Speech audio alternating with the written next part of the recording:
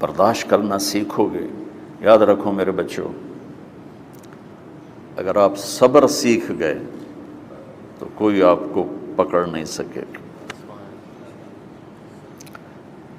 یہ جو ریسنگ گاڑیاں ہوتی ہیں نا، فراری اور مختلف ان کے نام ہیں، مشہور فراری ہے، اٹلی میں بنتی ہے. لمبرگینی، یہ دونوں بنتی ہیں وہاں اٹلی میں. اور اس میں جو آدمی جا رہا ہو اس کے لیے سپیڈ لمٹ کی قید کوئی نہیں، ورنہ سب گاڑیوں پہ 120 کلومیٹر پر کے اوپر جائیں گے تو جرمانہ ہوگا. لیکن جو آدمی لمبرگینی میں جا رہا ہے یا فراری میں جا رہا ہے اس کے لیے کوئی جرمانہ نہیں، چونکہ وہ یوں کرو تو 1 سیکنڈ میں وہ 120 پہ چلی جاتی ہیں، صرف اتنا کرنے سے شوں ایسے جاتی ہیں. تو میں آپ کو ایک لمبرگینی دینا چاہتا ہوں، فراری 8 کروڑ کی ہے. فراری 8 کروڑ کی گاڑی ہے فراری. کئی دفعہ وہاں جب جاتا ہوں تو کوئی نہ کوئی بٹھا دیتا ہے، یہ آپ کو ذرا سیر کرائیں. وہ ہمارے کو تو شوق کی کوئی چیز ہے نہیں، وہ نوجوانوں کے شوق کی چیز ہے. تو 8 کروڑ کی گاڑی ہے، میں مفت آپ کو دے رہا ہوں، وہ ہے صبر. آخرت کے سفر میں اگر تیز چلنا چاہتے ہو اور سب سے آگے نکلنا چاہتے ہو تو صبر کی فراری پہ سوار ہو جاؤ. تمہیں کوئی پکڑ نہیں سکے گا، تمہارے کوئی قریب بھی نہیں آ سکے. کہ دنیا میں صبر کرنے والوں کا قحط آ گیا ہے. بڑے بڑے علماء ہیں اخلاق سے خالی، بڑے بڑے علماء ہیں صبر جانتے ہی نہیں. اور پورا معاشرہ سر علماء، تم کل کے علماء ہو اس لیے علماء کی بات کر رہا ہوں، ورنہ پورا معاشرہ میرے بچوں صبر سے خالی ہے. تم سیکھو.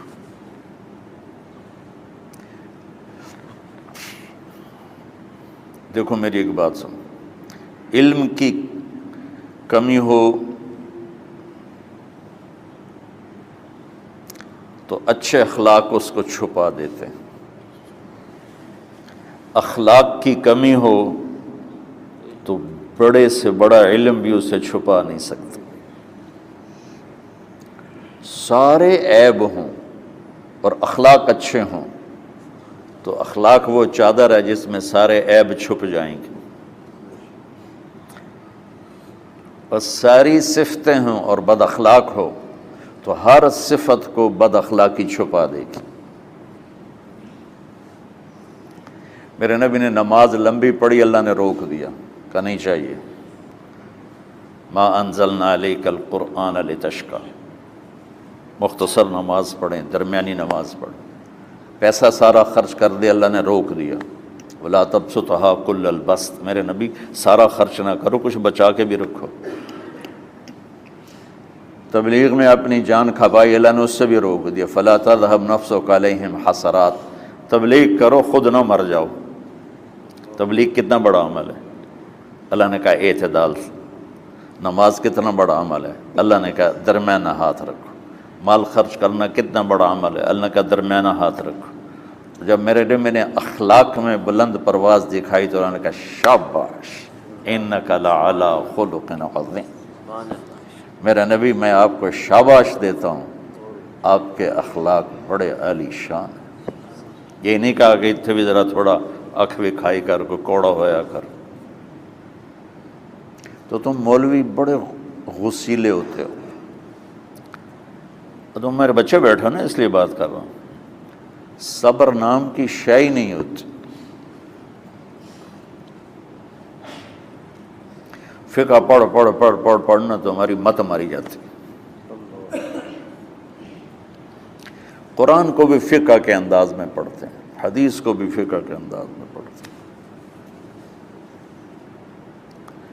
بخاری سے زیادہ امام بخاری پڑھاتے ہیں. ترجمۃ الباب پہ اتنا وقت لگا دیتے ہیں کہ حدیث جو اصل چیز ہے اس کی طرف توجہ نہیں جاتی۔ امام بخاری کی کتاب کا مقدمہ کوئی نہیں، تو اس پر جب بخاری شروع ہوتی ہے تو ہفتہ ہفتہ اس پہ سبق چلتا ہے کہ امام بخاری نے مقدمہ کیوں نہیں لکھا، جی میں سارے مل کے یعنی امام صاحب نے تو گلاں کی جان۔ میں اس کا اتنا آسان 1 منٹ میں اس سارے سبق کو ختم کر دیتا ہوں بخاری شریف کے، کہ دیکھو بھائی امام صاحب کا دل نہیں کیا مقدمہ لکھنے کو، اس لیے انہوں نے نہیں لکھا، گل مک۔ ایک حدیث کے عنوان اور حدیث میں جوڑ نہیں تھا، تو شیخ رمزی بہت بڑے فاضل آدمی ہمارے فیصل آباد، میں نے کہا شیخ یہ جوڑ کوئی نہیں، کہ شیخ ھذا من اصعب ابواب البخاری، یہ بخاری شریف کے مشکل ترین ابواب میں سے ہے۔ میں نے کہا بڑا آسان کام ہے، امام بخاری بھول گئے، ترجمہ کوئی اور تھا، حدیث کوئی اور لکھ دی، بھول گئے، بشری تو ہیں، کیوں بچوں نے مصیبت پان دیا۔ تو بچوں شوق سے جاؤ، بہانے نہ کرو، ہماری طرح تھوک ڈال کے پیٹ میں درد، وہ شامہ پہ جان گیا پھر توڑیاں، ٹھیک ہے نا۔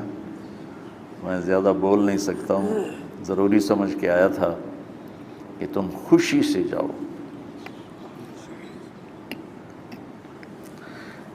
پھر اس میں جو ناگواری آئے گی اسے برداشت کرو گے تو پھر آپ کا صبر بڑھے گا۔ تمہیں صرف میری شہرت نظر آتی ہے،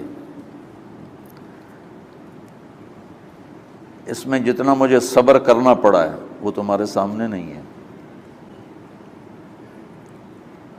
جتنی کڑوی گولیاں میں نے کھائی ہیں لوگوں سے وہ تو تمہیں نہیں پتا۔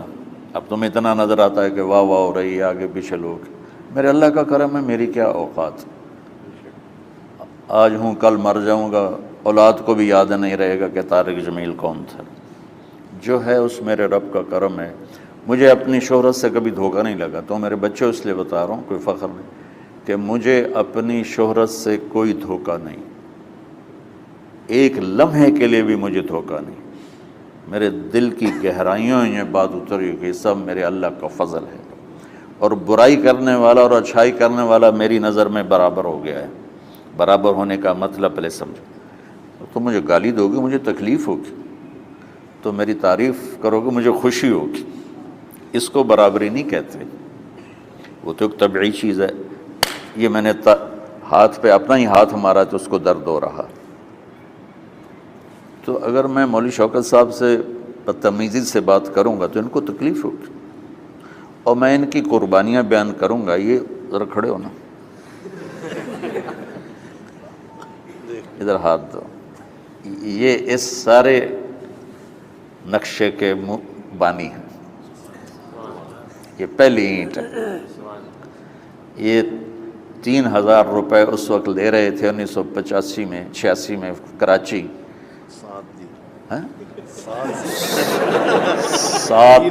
7,000 ان کی تنخواہ تھی، اور میں نے ان کو تلمبے میں بلایا 900 روپے مہینے پر۔ کتنا فرق ہے 7,000 اور 900 کا؟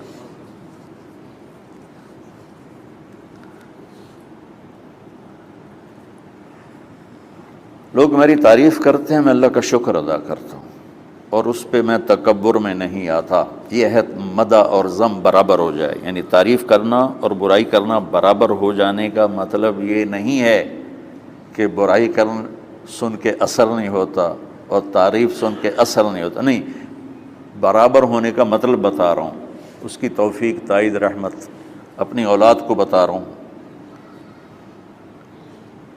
کوئی میری تعریف کرتا ہے میں اللہ کا شکر ادا کرتا ہوں اور اپنے آپ کو بھولتا نہیں ہوں، کوئی میری برائی کرتا ہے تو میرے دل میں اس کے لیے کوئی منفی جذبہ نہیں پیدا ہوتا۔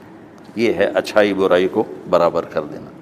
کہ میرے اوپر مختلف الزام لگتے ہیں تو میں ان کو پی جاتا ہوں، اور اس طرح کا معاملہ کرنے والوں سے اپنے دل کو بالکل صاف رکھتا ہوں، بالکل صاف، اور میرا ان سے معاملہ اسی طرح ہوتا ہے جیسے پھر آؤ جی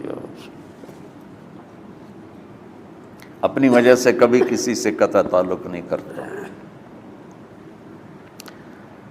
تو بچوں، صبر بہت بڑی دولت،